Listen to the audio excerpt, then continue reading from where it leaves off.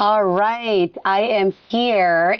We're recording Sunday, December 3rd, and this evening, Dr. Wendy Walsh is having her show all about, the title is Worthy of Love, yes? Yes, it's for people who, there are many, many people who are stigmatized in the mating marketplace for all kinds of reasons, and it's a little more challenging for them to find love. So we're featuring a number of people on the show tonight who you would think might have a hard time finding love, but actually were very successful at it. That's amazing. Now, you found some success stories.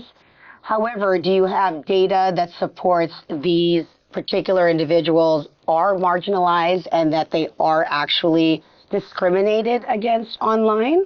Yeah, we know that people who have who are suffering from obesity, people who may be neurodivergent, people who might have experienced incarceration, people who might have, worked in the adult porn industry, people who might have physical differences, right? Right.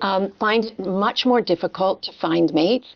But I'm a big believer that love is an inside job and that happy people have happy relationships. Yeah. And if I could say that there was one thing that was the same for all my guests. Oh, and we also had an amazing trans person who's just written a book about his life, and he just got married, is that they all did the work inside themselves first to get the self-confidence they needed to head out onto those dating apps. Yes. And with all of these different, should I call them marginalized or discriminated against? These are stigmatized. Stigmatized. Okay, I love that.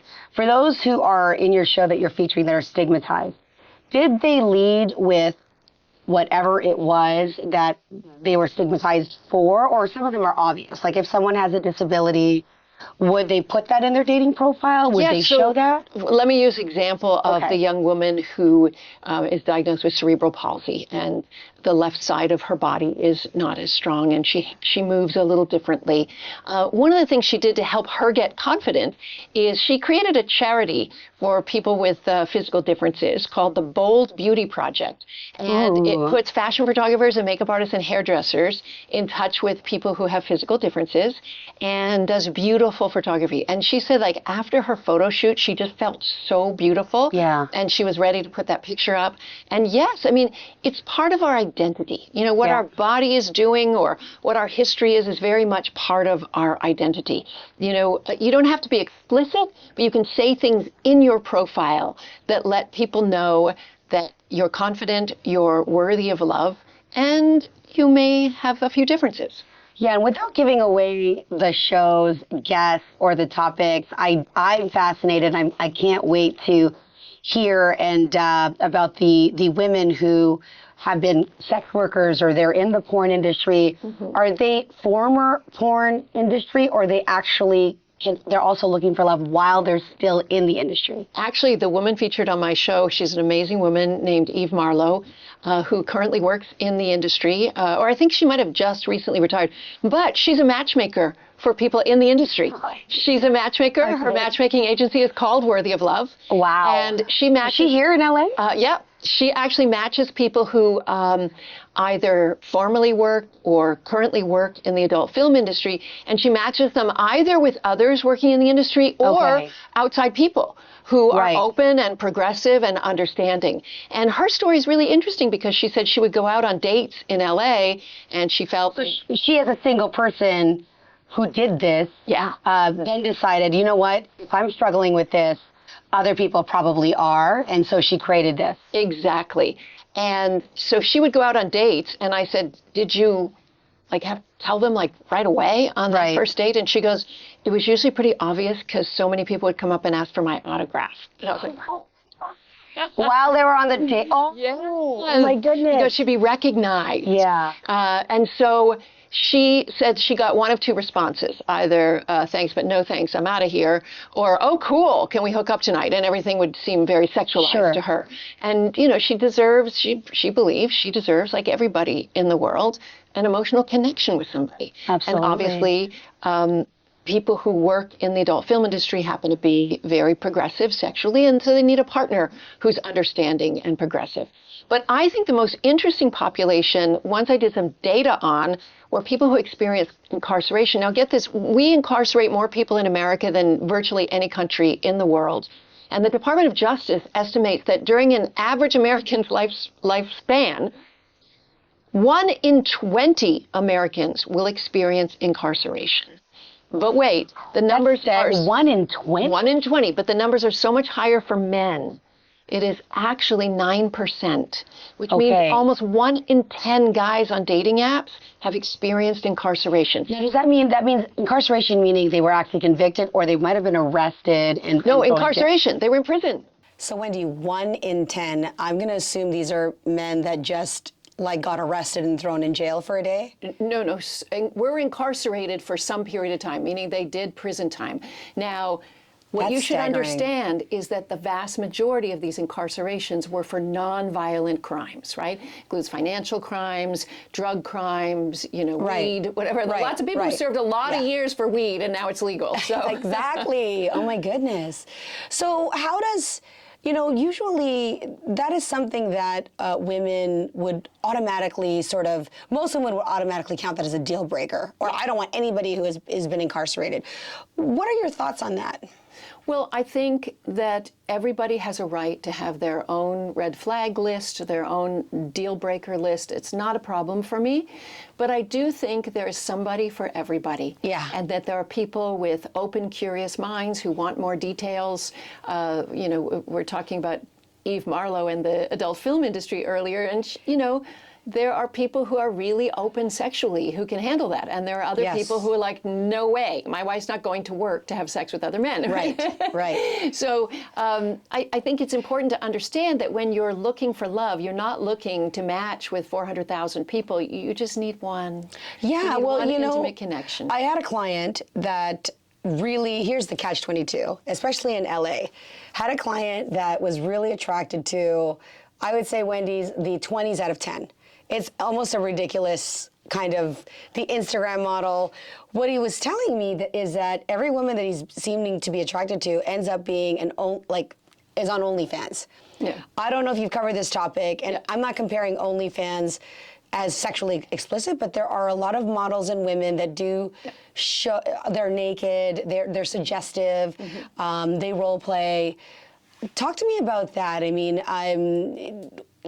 are they part of the stigmatized people? Would you think that they have their own category? Well, I think that we have to understand human behavior and what culture has sort of put on people. If you were to ask an evolutionary psychologist what was going on, they would say that men have a problem with women who may potentially share their eggs with the tribe because they might get impregnated by another man, and because we have concealed fertility, there's a chance they'd end up raising another man's genes, right? And their own genes might fall out of evolution's chain. So there's a concern, even though... unconscious way, men have this big stigma about female sexuality. Now let's talk about culture and patriarchy, which grew out of this idea. And patriarchy says that women should get demerit points for sexual experience, and men should get bonus points for this same sexual experience, right? Wow, okay. And so this is, to bulk the culture is really the important thing that has to happen here. Now, to talk about my personal opinion on the culture, it is this, that if men may be more qualified to work certain jobs just because of their body type, meaning that they may have stronger muscles and they might do better in construction than some women, right? Not all women. That women who have a certain body type should be able to rent their body by the hour if they want to. I mean, I don't think there should be any rules on it. On the other hand, I also have great compassion for men in understanding that they have this unconscious bias that they're often not aware of. Right, yeah. Exactly. So those are the two opposing forces happening, is that men traditionally are afraid of promiscuous women. Right. Women want to have the right to make money any way they can and use their body if they want to. Yeah, and oftentimes they attach morality with that, right? Morals are what culture has thought up, right? Evolutionary psychology is what's wired in us from our ancient past to favor reproduction. Sure, and where do children, because you work with a lot of adults, and their behavior is dictated often by their childhood or their childhood experiences. Even you're talking about this culture, it's what they were told is right or wrong, which is what's guiding their decision making. Right. What advice could you give to someone who wants to be more open when it comes to dating these stigmatized people, or maybe, not understanding that their beliefs and values were given to them as a child? Not everybody can date somebody who's a bit marginalized or stigmatized in our culture. Sure. It is people who are authentic, open, and curious, who want to get all the facts and all the details. And they have to be comfortable with their own choice, right? Yeah. You can't make somebody, like a lot of times people think that they can make or convince, they spend people. I find with stigmatized people, what they share with me is, it's almost like they're in defense all the time. They have to sit there and explain why they'd be a great choice for somebody. Right. Well, we all have to do that on dates, right? We all have to sell ourselves in some way. Yeah. But it is a little more challenging when you know that your culture doesn't condone you. There's a quote from the trans man who I had on my show, Worthy of Love, and he said, it's not that trans people just believe, some trans people believe they're unworthy of love. It's that our culture keeps telling them that they're unworthy of love. Well, what I really got from what you were saying in terms of the men and women who were successful that you're featuring Worthy of Love is that they themselves felt worthy of love. And that regardless, whether you're stigmatized or not, there are normal people who have no stigma that really believe they can't find somebody. Yeah. And it's almost like they're speaking that into the universe. It's the opposite of think and grow rich, right? Yeah. It's like think negative, be negative. Yeah. Well, sadly, these inner voices were implanted when we were very, very young. And self-esteem, you have to work with a licensed therapist to grow your self-esteem if you feel that that's what is needed. Another thing that came up during the show, which was interesting, I interviewed the mother of a daughter who had physical disabilities, a daughter who got married, had a beautiful wedding. And amazing. I said, did you worry that your daughter would never find a mate? And so you interviewed the mom. The mom. Okay. And she said, who is a psychiatrist, by the way. And she said, no, because I have learned that people who have disabilities from the beginning of their life have learned to be dependent on others because they've had to. Right. And what do we need to learn to have a healthy relationship? How to depend on others. And so she said, I look at these people who are typical physically and neurotypical, and they have all these problems with trust and depending on somebody. And, they want to be so independent. Right. And she said, my daughter was looking for somebody who she could exchange care with.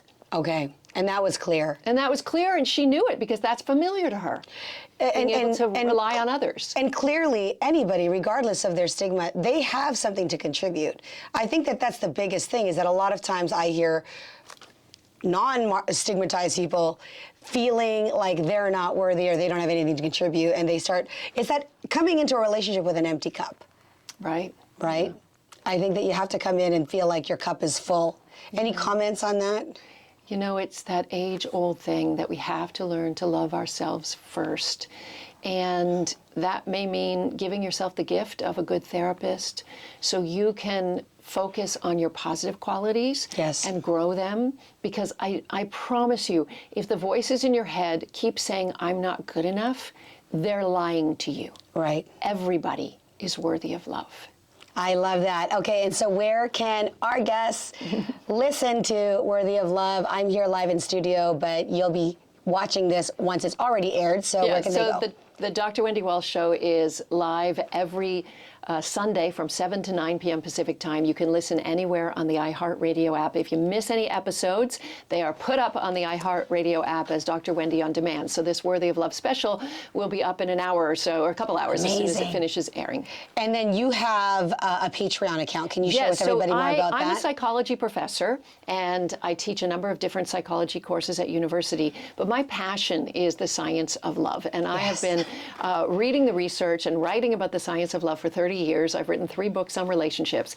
So I have this boyfriend test, the boyfriend test, the girlfriend test, the 30-day love detox. Love it. And I did my dissertation on attachment theory But I have this amazing Patreon group. We do a weekly Zoom, and I like to call it a brain trust of compassionate people. They come from all over the world. Okay. Actually, one from Australia just flew in recently, and all the ones in California drove, and we all got together and we met in the real world, which was nice after 2 years. Great. We're really welcoming to new members of the group, and you can talk about, I usually start off the Zoom with an interesting study that I read on the science of love, and people reflect on it and how it impacts their lives. And you can share personal stuff as you want, or keep confidential, keep your camera off if you want, but just know that you're in a safe place with people who care. Amazing. Okay, guys, I'm going to post all the links there. We are here with Dr. Wendy Walsh. I'm a fan. I will be joining Patreon, so I'll see the rest of you. What do you call them? Patreons? Patrons. Patrons. Okay. Patrons. We'll see you in the group. Thanks, Wendy. All right, bye.